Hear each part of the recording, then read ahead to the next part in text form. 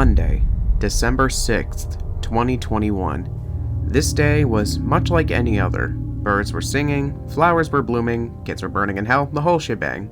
But there was something that would happen on this day that would cause turmoil for not just the Minecraft community, but the whole world as well.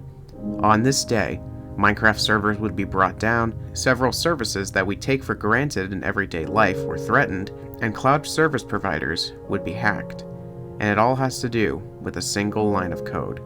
This is the story of that line of code, that one vulnerability that could have had disastrous consequences for the internet. This is the story of Log4Shell.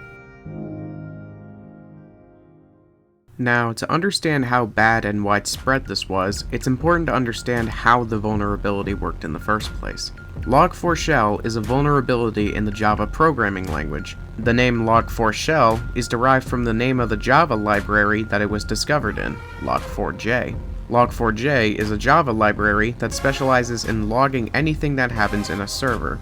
And one of the features in said library is the ability to do what the creators call a Java Naming and Directory Interface Lookup, or JNDI lookup. Now, the actual explanation for everything is a little complicated for laymen, so I'll leave a link in the description for those who want the full documentation. But for the laymen watching, think of the vulnerability like giving your friend a link to a website or a server that houses malicious code. If you're the one who made the server, you can make it contain any code that you want, and your friend's computer or phone will have to execute that code once they visit the website. That's essentially how the vulnerability works. Here's an example in Minecraft. Since Minecraft uses Log4j for stuff like its command system and just basic logging stuff that happens in the world, it was also vulnerable to Log4Shell. But how would someone exploit it in a Minecraft world? Well, by using the Minecraft chat system. See, anything that is said in the chat system gets logged to the server, so if you simply pasted a specific string in chat, for example, this one here, once this command is run, the JNDI protocol will then run the code, and then connect to the server that's specified here. And once connected, whatever code that the server may have is now run on the computer. This is why the vulnerability was so devastating, especially in games like Minecraft, because anyone could paste something into the chat at any time, and because all chat messages are logged, well, you can see where this is going.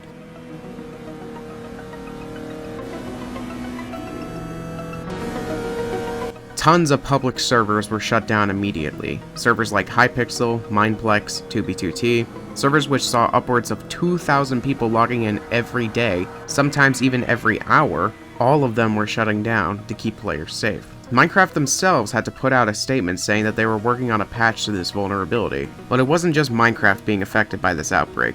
Thousands of computers from large companies around the world were having their computers infected by cryptoware and ransomware. You see, because of how big some companies can get, it can be very hard to push security updates out to everyone all at once. So even if you update most computers in a company, just one singular computer being infected can be devastating, especially since, once infected, it could be easily spread around to other computers on the same network. The entire internet was basically in chaos for a few weeks after the vulnerability was made public.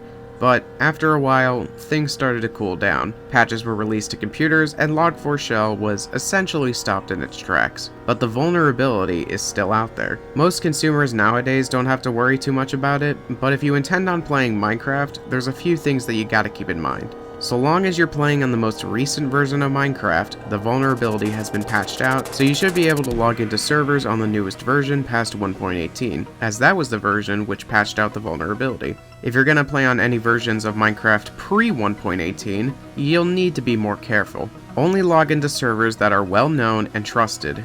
These are the servers that are most likely patched against the vulnerability. Also, don't join random servers. There were actually cases of people joining random servers advertised online only to find out that they were being hacked because the server owners made the server purely to hack any unsuspecting players. And finally, if you're going to play on any server pre-1.18, make sure you're using a client that has the vulnerability patched, such as Optifine, Forge, Lunar, etc. It won't be the last time that a malware attack affects Minecraft, and it certainly won't be the last malware attack that sweeps the planet. But hopefully in the future, we're more able to mitigate attacks and stop them before they spread too far. I've been Ostros Gaming, and thank you for watching.